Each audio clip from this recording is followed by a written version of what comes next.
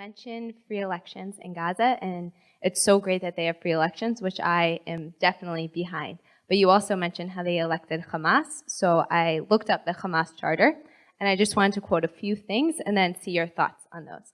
So Article 28, Muhammad is dead. He left his daughters behind. Israel, by virtue of it being Jewish and of having a Jewish population, defies Islam and the Muslims. Let the eyes of the cowards not fall asleep. We can agree that the Hamas charter is horrible, but now let's look at the Hamas charter. The Hamas charter was written by maybe half a dozen people in 1988 at a moment of an extreme Israeli attack on Gaza. It has no status. They've repeated over and over again that it doesn't apply anymore. And if you're interested in charters, why keep to that? Take the governing party in Israel, Likud. It grew out of Cherut. That's its ideological center, Begin's Cherut, Netanyahu's Cherut.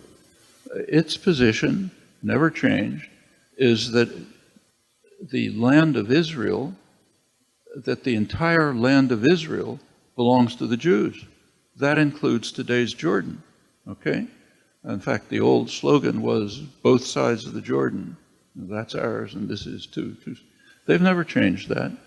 So that's their charter. Did anybody pay attention to it? Of course not.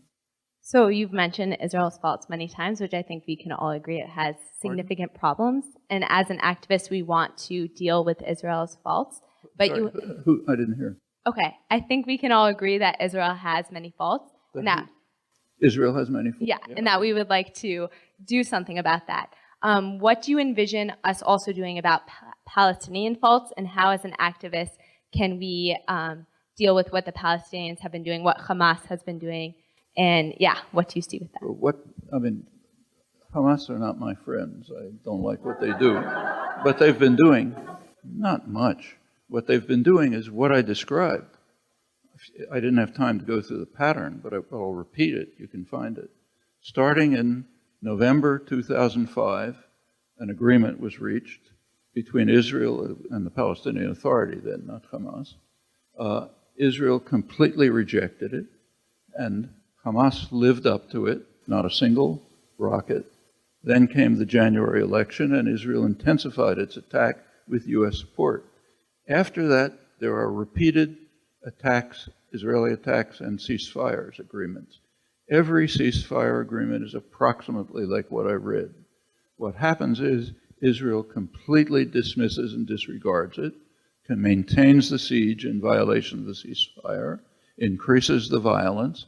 Hamas lives up to it, and Israel officially accepts that agrees to that, until some escalation of Israeli violence leads to a Hamas reaction, and then another episode of mowing the lawn. That's been going on since November 2005. Hamas is not a nice organization. They do a lot of rotten things. That's for the Palestinians to worry about. But it has nothing to do with us. If we were supporting Hamas, nothing, zero. If we were supporting Hamas, it would be our problem. But we're not.